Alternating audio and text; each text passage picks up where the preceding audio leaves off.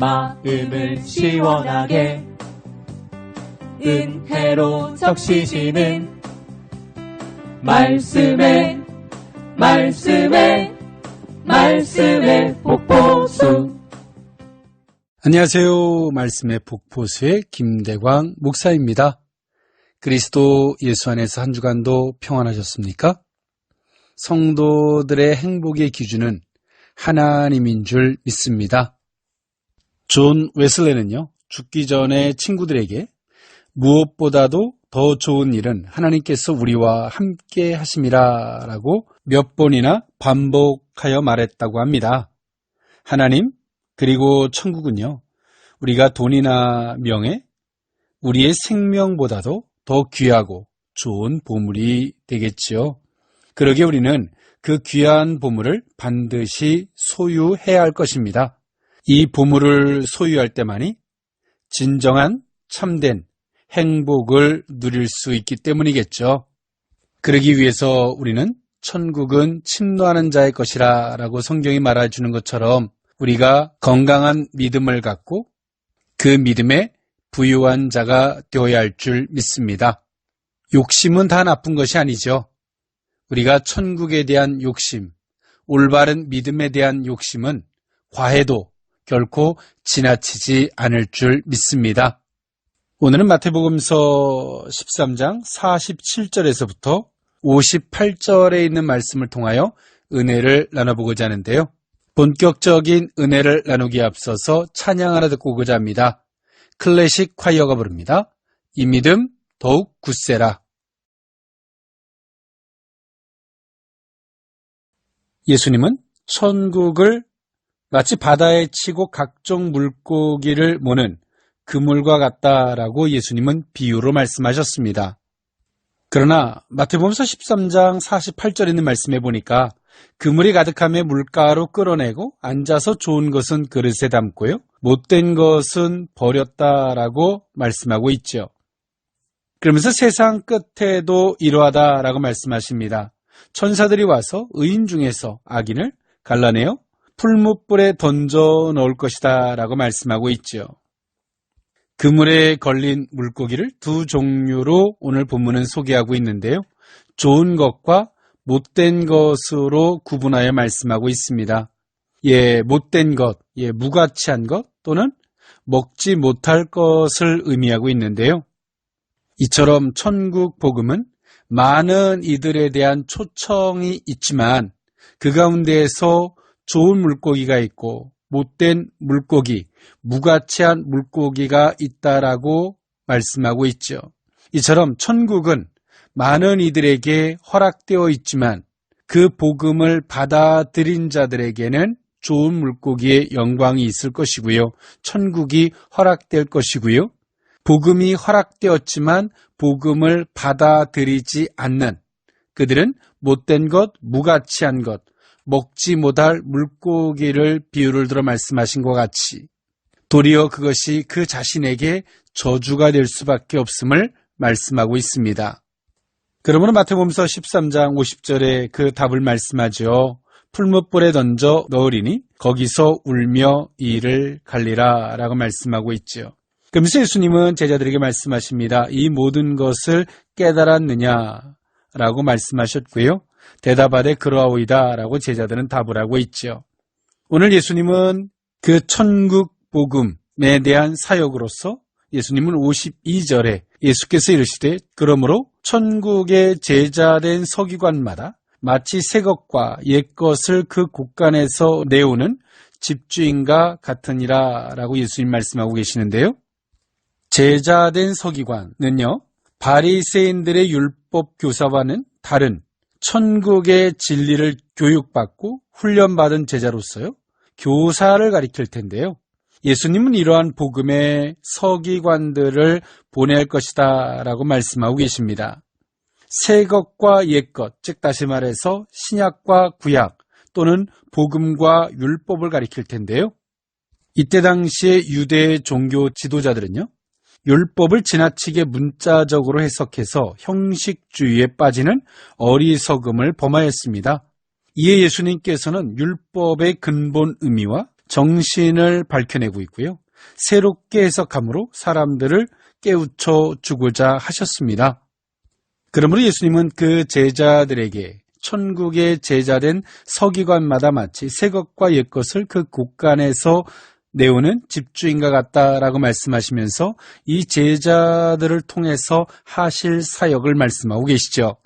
오늘 우리에게 허락된 복음이 허락되었다고의 끝이 아니라 그 복음을 우리가 어떻게 받아들일 것인가, 그것으로 말미암아 우리의 영혼이 소생되어지고 영광이 될 수도 있겠지만요, 그 복음을 우리가 받아들이지 않거나 또 복음을 무시하거나 묵살하거나 등한시한다면 도리어 그 복음은 우리에게 화가 된다는 것을 기억할 수 있었으면 좋겠고요.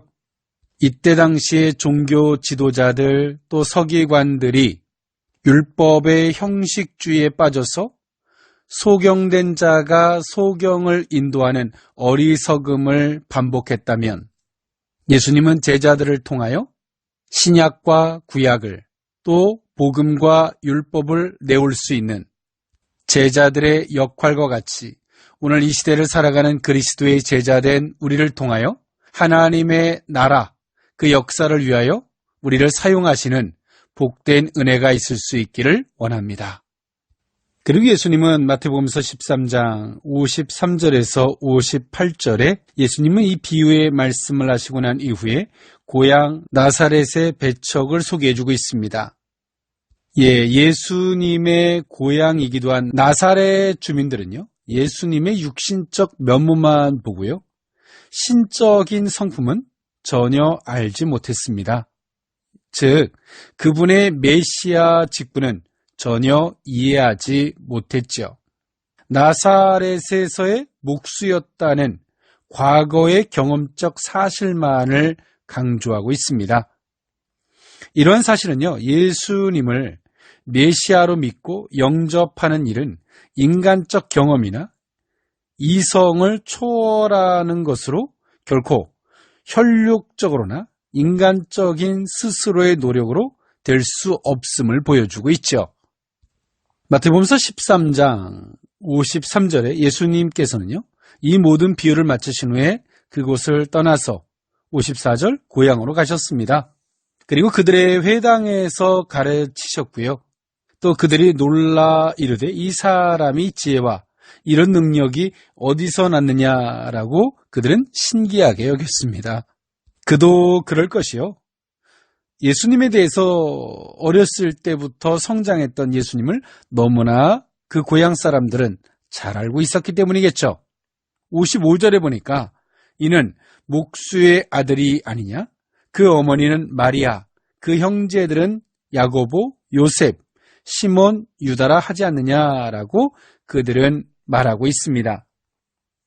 그러면서 56절에 그 누이들은 다 우리와 함께 있지 아니하냐. 그런즉 이 사람의 이 모든 것이 어디서 났느냐라고 예수님을 배척했습니다. 예수님이 가르치셨던 회당은요, 유대인들이 하나님을 예배하며 율법을 가르침받던 장소로서의 건물이었는데요. 이러한 회당은 유대인 공동체의 구심적 역할을 이때 당시엔 했습니다. 예수님께서 그 회당에서 가르치셨고요. 고향 사람들은 예수님에 대해서 배척하죠. 혈육적, 육신적으로 너무나 예수님을 잘 알고 있기 때문이었습니다. 57절에 소개되어지고 있는 배척한지라라는 의미는요, 대적하다, 적대시하다 로도 번역할 수 있는 말인데요. 이 단어는요, 마음으로부터 거부하는 소극적 의미가 아니라 공공연하게 핍박하고 내쫓는 적극적 의미를 담고 있는 단어입니다. 이처럼 예수님의 고향 사람들은 예수님을 철저하게 악의적으로 배척했습니다. 혈육적이고 육신적으로 안다는 그 과거적 경험을 들어서 오늘의 예수님을 바라보려고 하니까 그들은 납득할 수 없는 것이죠. 예수님이 기적을 일으키시고요. 또 예수님의 그 말씀이 어디서 배우지 않았지만 서기관들을 능가하는 하나님의 말씀. 그럼에도 불구하고 오늘 이 고향 사람들은 예수님을 받아들이려고 하지 않습니다. 과거적 육신적 경험, 또 예수님의 가족들과의 관계성, 그 속에서 예수님을 바라볼 때 예수님을 통해서 신성을 발견할 수 없는 거죠. 지금 이 시대를 살아가는 성도들도 동일한 모습인 것 같아요. 우리 속에 어떤 편견이 생기면 그 편견을 가지고 바라보면 아무것도 안 보이죠. 하나님께서 역사하시는 그 역사가 보이지 않아요. 그러나 우리가 마음을 비우고 정말 하나님의 주권을 인정하는 그 태도를 갖는다면 어린아이를 들어서라도 작은 환경을 들어서라도 상황을 들어서라도 말씀하시는 주님의 그 은혜를 우리는 만날 수 있죠. 오늘 본서의 저자인 마태는 고향에서 예수님이 배척당한 것이 구약의 말씀을 들어서 57절 예수를 배척한지라 예수께서 그들에게 말씀하시되 선지자가 자기 고향과 자기 집 외에는 존경을 받지 않음이 없느니라 하시고 라는 예수님의 말씀을 들어서 이것은 구약에 예언되었던 것이고 예언의 성취의 한 부분이다라고 오늘 본서의 저자인 마태는 강조하고 있는 것입니다. 오늘 이 본서의 저자인 마태를 보면 마태는 이 모든 일들을 우연으로 받아들이진 않죠. 예수님이 고향에서 배척을 당했지만 그 상황적인 논리로만 그 모든 것들을 바라보진 않아요. 그 부분도 존재하겠지만 말입니다. 반드시 구약의 말씀을 들어서 선지자의 예언을 들어서 오늘 그 상황을 보려고 들죠. 오늘 왜 그럴까요? 마태복음서의 저자인 마태는 오늘 유대인들에게 이 서신을 쓰고 있죠. 그러므로 마태는 말하고 있는 겁니다. 예수님의 이러한 모든 사역들은 우연한 것이 아니라 이미 구약에 예언되어졌던 것이고 예수님은 그 예언의 성취자로 오신 분이시다. 그분이 오늘 이분이 곧 메시아 그리스도이시다라고 말하고자 하는 것입니다. 오늘 이 과거적인 경험도 우리가 경험이라고 하는 것이 중요하지만 그 경험에 한계가 있을 수 있음을 오늘 본문은 우리에게 보여주고 있지요. 오늘 예수님은 그 나사렛이란 동네에서요. 58절에 보니까 그들이 믿지 않음으로 말미암아 거기서 많은 능력을 행하지 아니하시니라 라고 말씀하고 있어요. 예수님의 기적, 능력, 예수님이 찾아오시지만 믿음으로 받지 않으면 기적과 능력이 되지 않음과 같이 오늘 우리가 믿는 하나님, 또 우리에게 말씀하시는 복음, 오늘 우리가 그 앞에 믿음으로 반응할 수 있는 우리 모두일 수 있기를 원합니다. 우리와 함께하는 하나님이 계시는데 오늘 우리가 그것을 믿음으로 받아들이지 않으므로 더 이상 성도들에게 기적과 능력의 대상이 될 수 없다라고 한다면 그것은 슬픈 일이죠. 오늘 우리가 지금도 이 시대를 살아가는 많은 성도들이 우리와 함께 하시는 주님 앞에 믿음으로 그분의 말씀에 반응할 수 있는 우리 모두일 수 있기를 원합니다. 말씀을 정리할까 하는데요. 오늘 본문은 크게 두 가지로 나누어서 봤는데요. 마태복음서 13장 47절에서 52절에 있는 말씀을 통하여 그물 비유에 대해서요.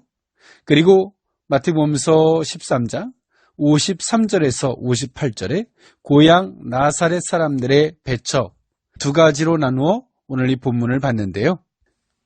복음이 많은 사람들에게 허락되어져 있지만 그 복음을 받아들이는 자와 받아들이지 않는 자들의 결과가 천국이냐 때론 저주의 지옥이냐라고 그 결과가 확연히 다른과 같이 그 복음 앞에 우리가 어떤 자세로 서야 되느냐를 말씀하고 있고요.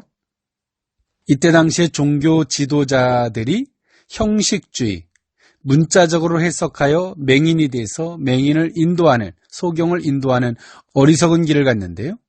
예수님의 제자들을 통해서는 복음의 서기관을 삼아서 생명의 길로 인도하겠다라고 말씀하시죠.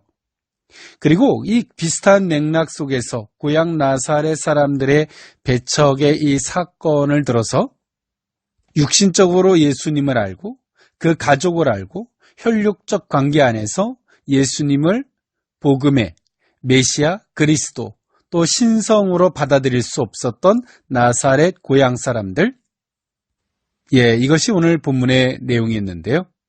육신적 기준, 그 안목으로는 결코 예수님을 볼 수 없고 또 그 복음을 받아들일 수 없음을 오늘 본문은 우리에게 잘 말해주고 있습니다. 믿음의 주여 온전케 하시는 주를 바라보자 라는 성경의 말씀과 같이 믿음은 결코 우리의 힘으로 완성될 수 없다는 사실을 우린 기억할 수 있었으면 좋겠습니다. 그러므로 기도하고요. 그 은혜를 요청하고 또 그 말씀에 순종하는 성숙한 슬기로운 신앙의 모습이 저와 여러분들의 모습이 될 수 있었으면 좋겠습니다. 저는 찬양 하나 들으면서 물러가고자 하는데요. 김성훈이 부릅니다. 왕 대신 주 앞에. 여러분 한 주간도 그리스도 예수 안에서 좋은 물고기, 또 복음에 그물을 칠 수 있는 성숙한 신앙의 모습, 복음을 잘 받아들여서 좋은 열매를 맺는 저와 여러분들의 신앙의 모습들이 될 수 있기를 원합니다. 지금까지 말씀의 폭포수의 김대광 목사였습니다. 감사합니다.